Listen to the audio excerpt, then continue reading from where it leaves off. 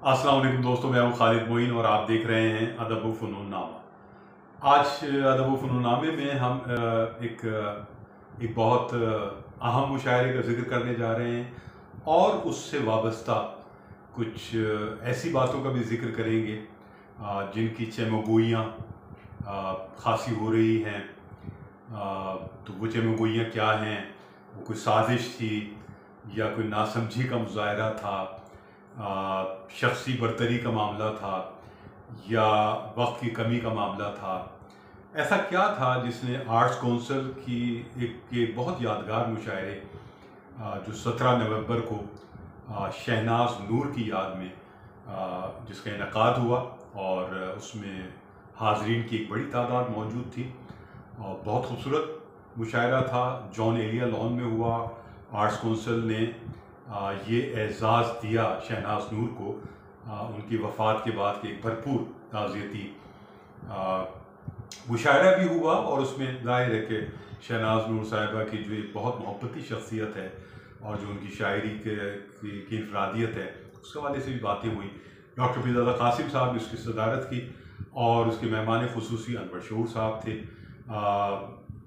दाद फरियाद का सिलसिला भी चल रहा था। लोग बहुत जज्बाती भी नज़र आए और बहुत से लोगों ने मुख्तसर गुफ्तगू भी की, कुछ लोगों ने थोड़ी सी गुफ्तगू ज़्यादा भी की।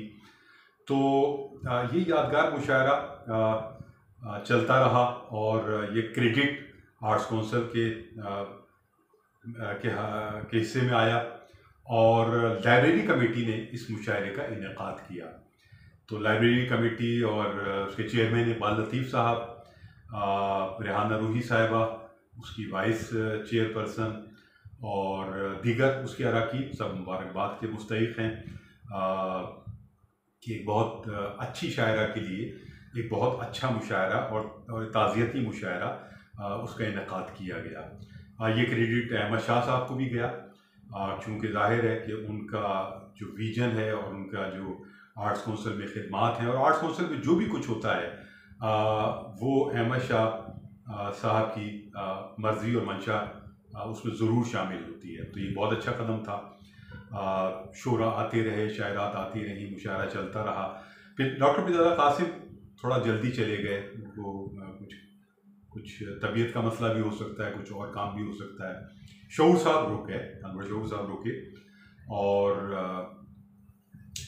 अब बात हम करेंगे कि ऐसा क्या हुआ उस मुशायरे में जो एक पैनिक क्रिएट हुआ बहुत बड़ा। और मैं ये चाहता था और ये समझ रहा था कि शायद ये सूरत हाल वक्त के साथ साथ सूरत हाल धीमी पड़ जाए, लेकिन मैं देखता हूँ कि टेलीफोन्स कॉल्स का सिलसिला जारी है और आर्ट्स कौंसिल के अंदर से भी लोग बहुत मज़े ले रहे हैं, इस बात को जो है उसको फैला रहे हैं और जो बाहर लोग हैं वो भी उसमें इन्वॉल्व हैं और मुख्तलिफ आरा है इस मुशायरे के हवाले से। और इस मुशायरे के इख्तिताम में जो भी कुछ हुआ वो बहुत तकलीफ़देह था, वो नहीं होना चाहिए था। तो ऐसा क्या हुआ? वो था कि कुछ शोरा को जो सीनियर शोरा थे उनको इस मुशायरे में नहीं पढ़वाया गया। जी हाँ, ये एक ऐसी बात है जो कि ज़ाहिर है कि तकलीफ़ दे रही बहुत से लोगों के लिए, तशवीशनाक रही बहुत से लोगों के लिए। और एक रिएक्शन आया, जो जिन लोगों को नहीं पढ़वाया गया उनकी जानिब से एक बहुत सख्त रद्द अमल, सख्त रिएक्शन उसका इजहार किया गया। और न सिर्फ ये कि वो इजहार हुआ बल्कि उसमें कुछ हद से आगे बढ़ी हुई बातें भी हुई। इस मुशायरे की निज़ामत मारूफ शायरा रेहाना रूही ने की और रेहाना रूही जो है वो ज़ाहिर है कि कोई ऐसी जिसे कहते हैं कि नाजिम तो नहीं हैं जिन्होंने बहुत से मुशायरों की निज़ामत की हो, बल्कि देखा जाए तो अब वो सदारत कर रही हैं बहुत से मुशायरों की। जब हमारे सीनियर्स का खला पैदा हुआ है तो या मेहमान खुसूसी या मेहमान एजाज़ी या एक आम शायरा के हैसियत से भी वो शरीक होती हैं। और आर्ट्स कौंसिल से उनका रब्त ज़ब्त और अहमद शाह साहब से उनका जो एक ताल्लुक़ खातिर है बहुत गहरा है, बहुत ज़्यादा है।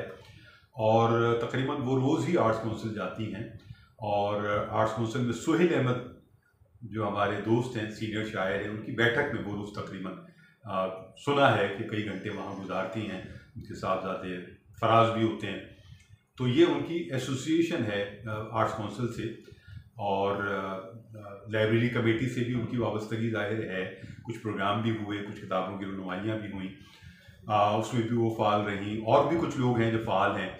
और पहली बात तो मुझे ये लगती है कि लाइब्रेरी कमेटी में जो कमेटी के अरकान हैं बहुत ज़्यादा हैं। शायद जब बहुत ज़्यादा अरकान हो जाते हैं तो फिर बहुत ज़्यादा खिचड़ी भी पकने लगती है। इकबाल लतीफ़ खुद बहुत समझदार आदमी है, बहुत पीटीवी के बहुत सीनियर और मंझे हुए प्रोड्यूसर और सीनियर पोजीशंस पे भी रहे, और आर्ट्स काउंसिल में 7 साल से मौजूद हैं, गवर्निंग बॉडी के दायरे इलेक्टेड मेंबर हैं, रहे हैं।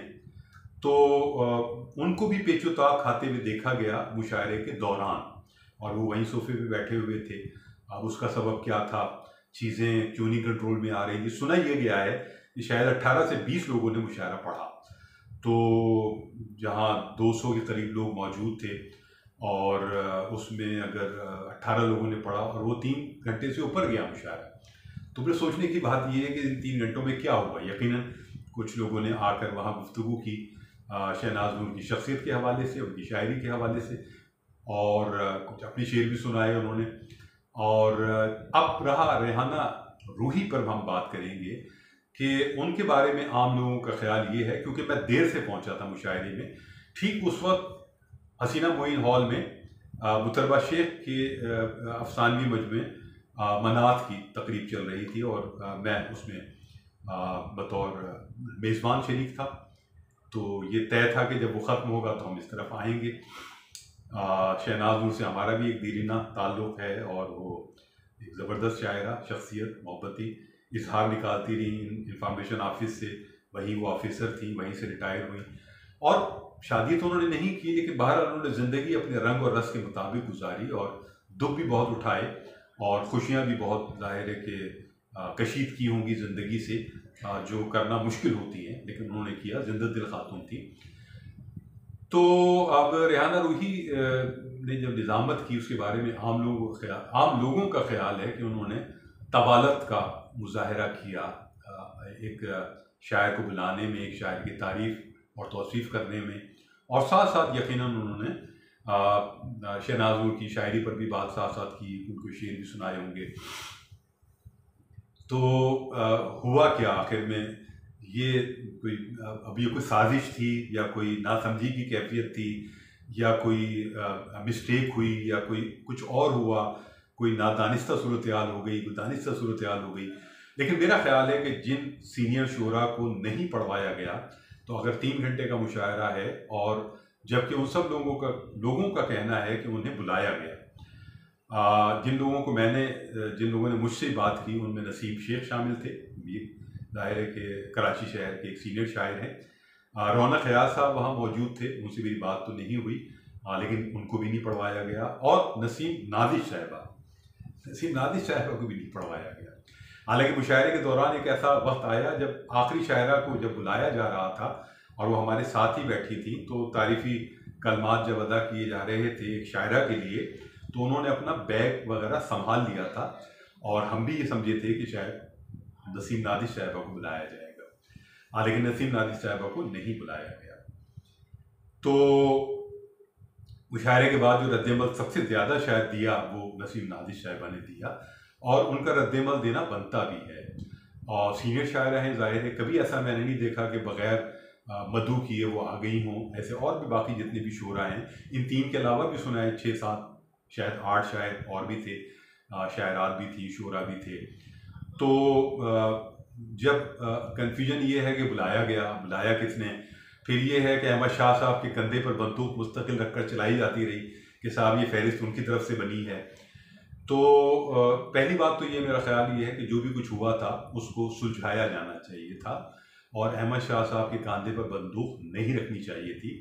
आपने जिसने भी प्रोग्राम किया, जिस कमेटी के तहत हुआ, जो लोग उसके सीनियर थे, उनको मामला फहमी का मुजाहरा करना चाहिए था। और अगर कुछ लोग, अव्वल तो पढ़ाया जाना चाहिए था, मैं इसके 100% इससे मुत्तफिक हूँ इस बात से कि उनको पढ़ाया जाना चाहिए था।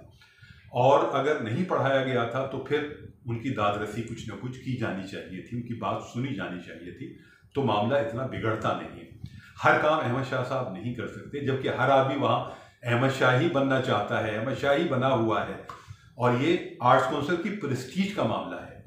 अब बहुत से लोग मेरी इस गुफ्तगू से अहमद शाह साहब को जो है वो चढ़ाना शुरू कर देंगे कि जनाब आपको ये कह दिया, आर्ट्स काउंसिल को ये कह दिया। भाई मैं तो ये कह रहा हूँ कि ये आर्ट्स काउंसिल की प्रेस्टीज का मामला था, ये अहमद शाह साहब की प्रेस्टीज का मामला था। तो उनके जो रुफ़का हैं उन्हें ये चाहिए था कि इस मामले को सुलझाते, इस मामले को यहाँ तक आने नहीं देते, और अगर नाजिम कोई गलती कर रहा है तो वह चेयरमैन कमेटी को इन्वॉल्व होना चाहिए था, कुछ और लोगों को इन्वॉल्व होना चाहिए था, और कोई करीना ऐसा निकालना चाहिए था जिसमें ये बात यहाँ तक नहीं पहुँचती, जो कि पहुँच रही है। और अंदर के लोग भी, मैं मुस्तकिल सुन रहा हूँ कि मज़े ले रहे हैं, टेलीफोन कर रहे हैं, अपने आप को हीरो बना रहे हैं, और रेहाना रूही तो टोटली विलन बना दी गई। मैं समझता हूँ कि रेहाना रूही को भी टोटल विलन बनाना गलत है। और जिस तहम्मुल से और जिस सब्र से मैंने देखा कि वहाँ जो तल्ख़ तरीन बातें हो रही थी और जो इखलाकी हदूद से बाहर आकर बातें हो रही थी, वो खामोशी से सुन रही थी, ये उनका सब्र है। उनका बेटा भी वहाँ गर्दिश कर रहा था, तो ये बहुत ज़्यादती की बात है, उनके लिए भी ज़्यादती की बात है। अगर रेहाना रूही के साथ ये बदतमीज़ियाँ हो रही थी तो ये भी गलत बात है। ये बात बिल्कुल सही है कि कुछ ना कुछ रास्ता निकाला जाना चाहिए था, और अगर निकाला नहीं गया था तो बाद में उसको कोई ना कोई कंपनसेशन होनी चाहिए थी, और अब भी होनी चाहिए। अब भी पनिश किया जाना चाहिए इस सारी सूरत हाल में, जबकि पैनिक हुआ है शहर में, बहुत से लोग पैनिक फैला रहे हैं, और जाहिर है कि बाद अहमद शाह साहब पर उठ रहा है, आर्ट्स काउंसिल पर उठ रहा है। तो अहमद शाह के जो रुफ़का हैं उन्होंने क्यों नहीं अपने फ़राइज़ अदा किए, मेरा सवाल तो ये है। और अहमद शाह साहब कहाँ कहाँ देखेंगे, किस किस चीज़ को देखेंगे, आगे एक और बड़ा इवेंट आ रहा है, तो ये जो चीज़ है इसका तदारुक होना चाहिए था, तदारुक होना चाहिए, और अफ़ाम व तफ़हीम का मुज़ाहरा किया जाना चाहिए था, किया जाना चाहिए। ये बीच में जो मज़े ले रहे हैं लोग, और ये जो ख़वातीनी चक्कर है, ये बहुत खौफनाक है, और मैं इस बारे में कुछ भी नहीं कहना चाहूँगा। और मैं तो सिर्फ ये चाहूँगा कि जहाँ ज़्यादती हुई है उसका अज़ाला होना चाहिए, और जहाँ ज़्यादती जिन लोगों के साथ हुई है उन्होंने भी अगर ज़्यादतियाँ की हैं जो नज़र भी आ रही थी, वो भी नहीं होनी चाहिए, और किसी एक को टारगेट नहीं किया जाना चाहिए। ये एक इज्तिमाई काम था, इसकी जिम्मेदारी सब पर होनी चाहिए। अगर कामयाबी होती है तो हर फर्द उसकी कामयाबी को ओन करता है ना, और उसका क्रेडिट लेता है। तो इसमें अगर कहीं थोड़ी बदमज़गी हुई, और जो कि अच्छा खासी बदमज़गी हुई है, तो उसको भी सबको कबूल करना चाहिए। किसी एक फ़र्द पर डालना, किसी दो लोगों पर डालना, ये गलत है, और कोई ऐसा लाहे अमल होना चाहिए कि ये कभी दोहराया ना जाए। एक अच्छी शायरा के साथ एक अच्छा यादगार प्रोग्राम शहनाज नूर, और फिर होते होते बात जो है वो कहाँ से कहाँ चली गई, और इसमें तालियां बजाने वाले, इसमें ठट्ठा लगाने वाले, इसमें मजाक उड़ाने वाले, इसमें मज़ीद साजिशें करने वाले शरीक होते जा रहे हैं, शरीक हो चुके हैं।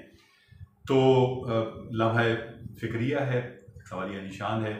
यकीनन अहमद शाह साहब इसका बारीबीनी से जायज़ा लेंगे, और सूरत हाल को जो है उसका तदारुक भी करेंगे, उसका अज़ाला भी करेंगे, और जो बाकी लोग हैं वो भी सूरत हाल को समझेंगे, अपने फ़राइज़ को समझेंगे। हम तो दुआ गो हैं, आर्ट्स काउंसिल हम सब की प्रेस्टीज है, हम सब का निशान है, पूरे मुल्क का निशान है, हम सब उससे वाबस्ता हैं।